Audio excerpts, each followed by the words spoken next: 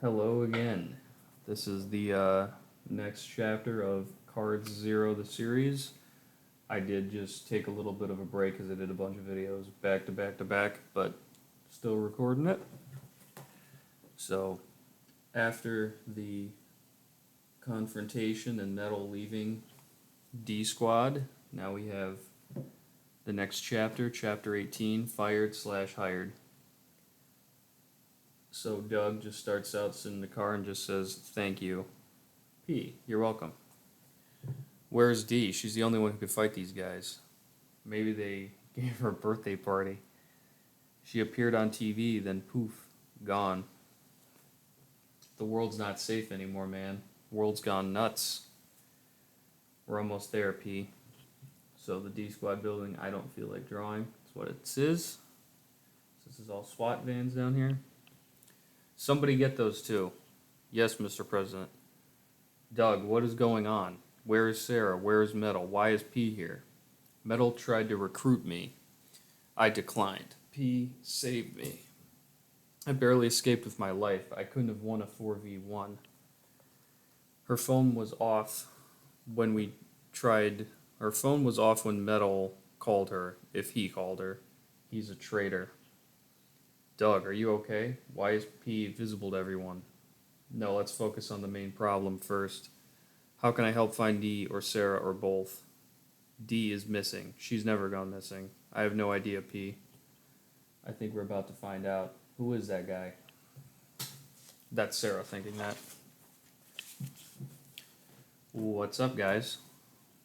I go and get a pedicure and the world ends. You what? Alvin and Doug almost died tonight. Unbelievable. Unreal. Sarah, you're fired. Effective immediately. What? Well, it should be more of like, what? Fire me? You heard me. Fired. Let me make a phone call. I'll be back. Who would she call? The dude she's talking to is the president, right? I don't know. Well, PSM, I'll be swallowing my pride a bit here. Thank you for saving Zero. No problem. Ring, ring, ring. Yep. Yes. What? She's the reason we don't have the cards. What are you people getting at? Not even a punishment? Not even a slap on the wrist? With all due respect, can we at least give a reprimand or a demotion? Okay. I can work with that. Still, are you sure? Positive? Okay. Bye.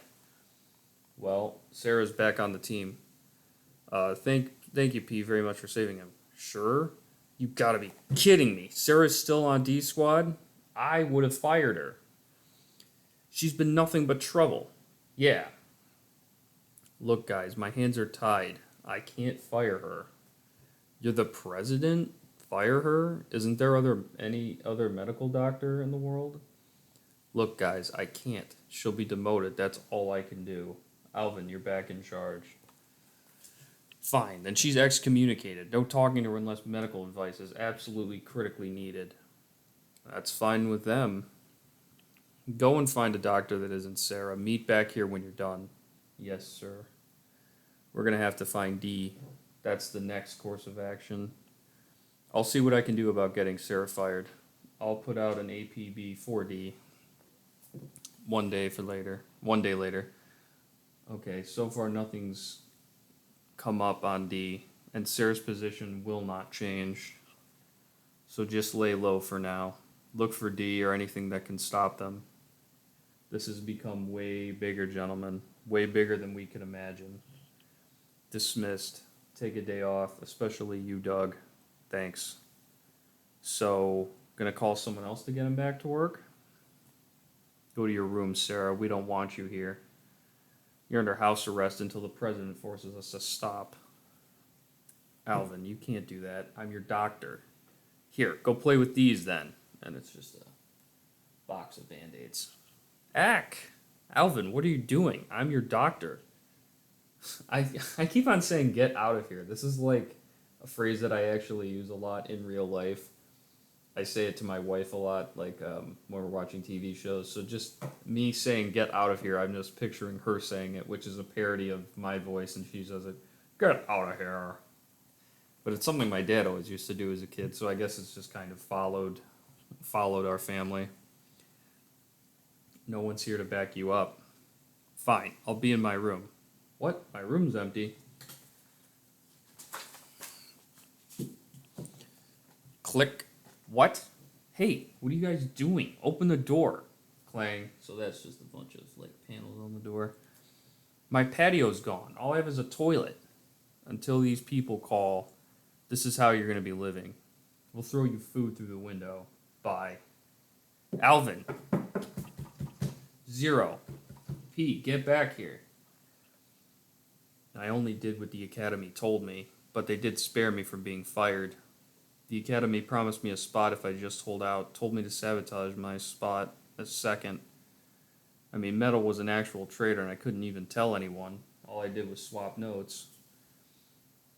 Told me to do a whole bunch of things for money and power, but I still have to be on this birthday mission. Your entire lineage will be wealthy and powerful. I just have to hold out. So we're definitely outnumbered. Metal, Dreamer, Knock, and MBG versus me, 0, and D. Maybe. I know, this is terrible. Your abilities don't really have strength. You're just defense. That's true, but I still can be useful. This is Alvin talking, but it's just above his head, so it kind of looks, like I said, it kind of is just like a face, and they're talking. They're not really, like, doing much. Look, since you're on our side, is there anything that is a main weakness of those guys? Sure. So it's not 100% fact or anything, since I can't tell for sure. MBG cannot use his powers when he's in the presence of a card user. What range that is, I don't know. Probably 5 to 10 miles is a guess. Dreamer, I got nothing. Jack did something to him, but what? I really don't know. He can only fly and have super strength. Without S, anyone could kill Knock or Name. Name's ability offers no advantage of combat. It's like a future sight thing. And Metal, you already know what he does. He may have left because he'll be kicking the bucket soon. But if 0 can't crush Dreamer's neck collar full force, we can't just give him a birthday party. I've heard rumors. Does this nullifier guy exist? No, he went to a birthday party. He was some old guy even when I was around. His ability was unknown, really. The government doesn't like those long names. Probably something simple, though.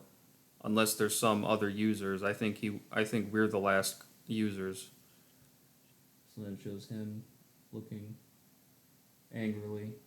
P looks back at him. They look, and he just whispers, "Speak up. I have a way to even the odds." Like a look of, well. So he points out that he has a card. What? No way. It'd be a 3v4. It's our only shot. That could be the reason the reset happens. Well, it might happen after they kill all of us.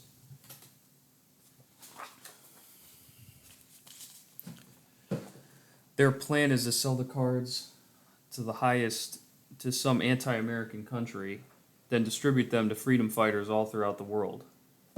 So it goes 1, 2, 3. P, that's insane. If they give blanks to some random people, a reset would happen. No, because there's only 2 that they need left, apparently. I know one. I have one, and I know where the second one is. It's in safe hands. If you don't want to fill it out, I get it. We're not exactly better off for having powers. And you couldn't leave here anymore. You'd be special, for lack of a better term, in the government's eyes, aka now your life is vastly worse. But Alvin, this is world-ending stuff here. Just let me think for a second. You're handing me an atom bomb. Is it even worth it to fill one out? Of course it is. It's the only way to fight him. Not true. If we have a scaling list of power here, it goes Dreamer, Metal, Doug, P, Knock, and Name.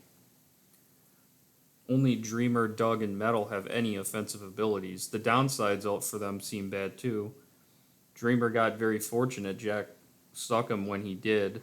When he was stronger, it'd be random every day. Metal basically has cancer. Doug is the best off, even though he's a cripple. What wouldn't fire or radiation do to them? I'm not for bombing civilians or anything, but why not do that? Everyone below you can die by bullets. A 14-year-old could kill Name. I understand that, but I think it's still best to fill it out. Let me think about it. Okay. So now we are on the next chapter. I think it should be. Nah, this one's a bit longer. So that will be it for this episode, and I will see you in the next one.